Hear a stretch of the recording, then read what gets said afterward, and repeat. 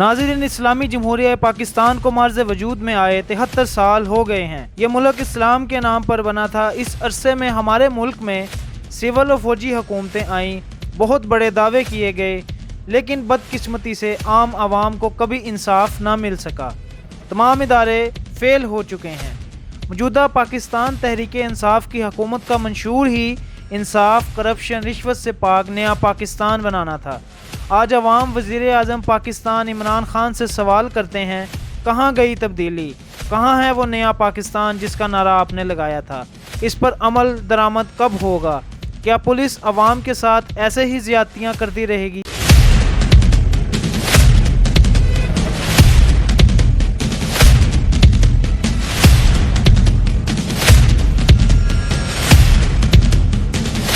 आज हम वज़ीर आला पंजाब उस्मान बुज़दार के इलाका में पुलिस गर्दी, नाइंसाफ़ी, जुल्म और रिश्वतखोरी से मुतल्लक आम हक़ाइक़ से पर्दा उठाने जा रहे हैं। कस्बा इलाहाबाद, थाना मोहम्मदपुर, तहसील जामपुर, ज़िला राजनपुर के रिहायशी मोहम्मद इस्माइल के घर मोरखा 6 सितंबर 2020 रात 12:30 पर 4 अफराद मुसल्लह होकर घर में घुस आए। एक को मुज़ाहमत के बाद पकड़ लिया गया और बाकी अफराद भाग गए, जिस पर साहिल ने 15 पर कॉल की। पुलिस इस शख्स को पकड़कर थाने ले गई। 2 दिन के बाद बगैर कोई मुकदमा दर्ज किए SHO Ramzan Shahid, sub inspector Mohammad Hussain ने भारी रिश्वत लेकर इस मुलजिम को छोड़ दिया। वाक़े की मज़ीद तफसील साहिल की ज़ुबानी सुने। जो मेरी वज़ीर आला और वज़ीर आज़म पाकिस्तान के लिए है कि मेरा ज़िला राजनपुर, तहसील जामपुर, थाना मोहम्मदपुर की हदूद में 3-4 महीने पहले से एक वक़ुआ पेश आया कि हमारे घर में 4 डकैत घुसे। वहाँ पे मजम्मत हुई। मजम्मत के दौरान एक आदमी पकड़ा गया, बाकी आदमी फायरिंग करके निकल गए, एक आदमी पकड़ा गया। हमने 15 पे कॉल करके पुलिस को इतला दी। पुलिस आई मौके पे, वो 4 दीवारी के अंदर से आदमी को लेके गई।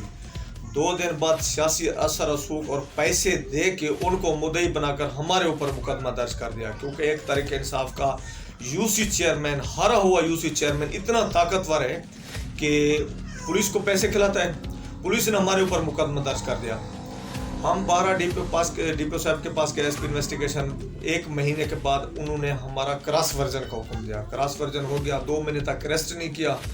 2 महीने बाद उनको बेगुनाह, जो घर में घुसने वाले थे उनको बेगुनाह कर दिया, और जो हम चोर पकड़ा, डकैत को पकड़ा, वो हमको गुनाहगार ठहरा दिया। 4 महीने से भाई मेरा जेल में, उनका गुनाह ये है कि अपने घर का दिफा। डिस्ट्रिक्ट लेवल पे DSP, DPO सब मंथली सिस्टम चल रहा है।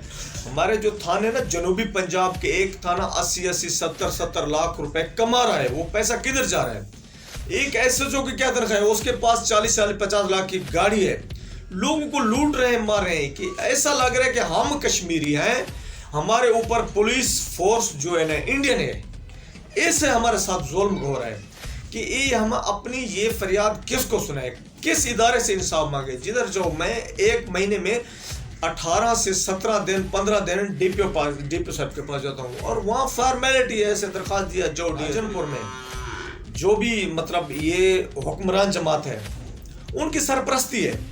नीचे एक यूसी चट्टी दलाल आके थाने में बैठ जाता है। SHO रमजान शाहिद SHO ने 4 लाख रुपए लेके और थाने में घुस रहे हैं। इस तरह के करते जाओ 30 सेकंड में उनको, क्योंकि सामने चट्टी दलाल बैठा था। मिसल चट्टी दलाल के आगे पड़ी थी। चट्टी दलाल नहीं लिखना था कि मैं इसको बेगुनाह कर दिया।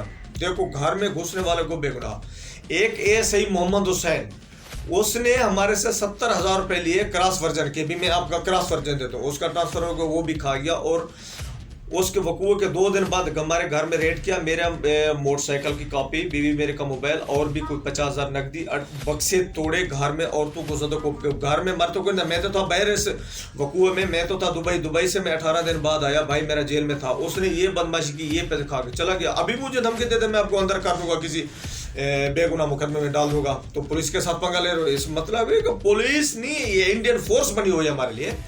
उसके बाद एक से ASI आ गया, दूसरा तफ्तीशी वो आ गया, अकबर SI, उसने ऐसे घसीटा, बस मैं आपके हमारे 6 आदमियों के ऊपर बेगुनाह पर्चा।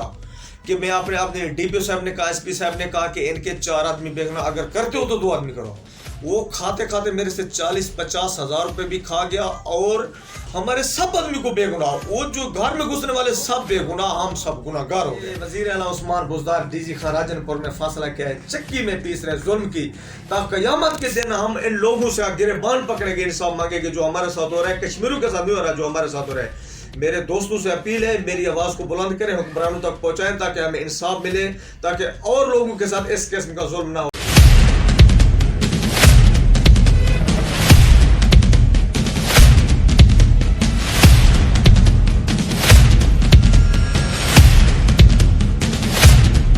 सितम ज़रीफ़ी की बात यह है कि उल्टा साइलिन पर झूठा मुकदमा नंबर 347/20 दर्ज कर दिया गया। FIR की कॉपी आप स्क्रीन पर देख सकते हैं।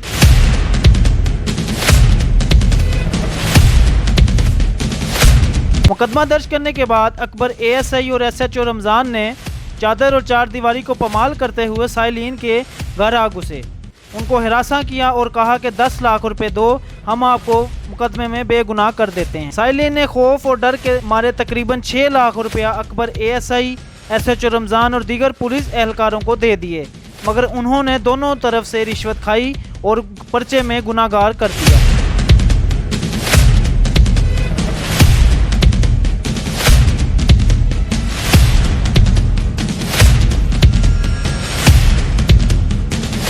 पुलिस के इस रिश्वत लेने और जुल्म ज़्यादती के खिलाफ साइलिन ने DPO Rajanpur, RPO DG Khan को मुतादिद बार दरख्वास्तें दी, जो आप स्क्रीन पर देख सकते हैं।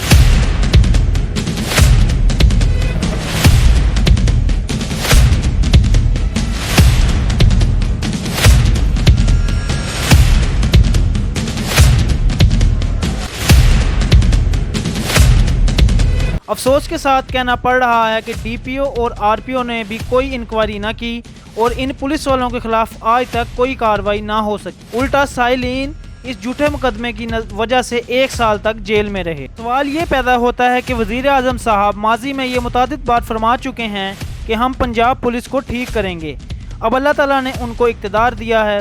3 साल से ज़ायद का अरसा गुजर चुका है, लेकिन पंजाब पुलिस ठीक नहीं हो सकी।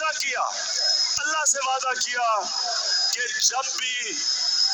जब भी मैं हुकूमत में आऊंगा और मेरे पास अथॉरिटी आएगी, पहली चीज मैं पुलिस को ठीक करूंगा। वज़ीर आला उस्मान बुज़दार IG पंजाब भी मोहम्मदपुर थाने की पुलिस के आगे बेबस नजर आ रहे हैं। DPO और RPO साहब ने इस मामले पर कोई एक्शन नहीं लिया। साइलिन ने हुकूमत से अपील की है कि इन पुलिस वालों के खिलाफ सख्त कानूनी कार्रवाई की जाए और जो उन्होंने रिश्वत की मद में उनसे पैसे लिए हैं वो उनको वापस दिलाए जाएं। ख़ुसूसी रिपोर्ट के साथ KW न्यूज़ लाहौर।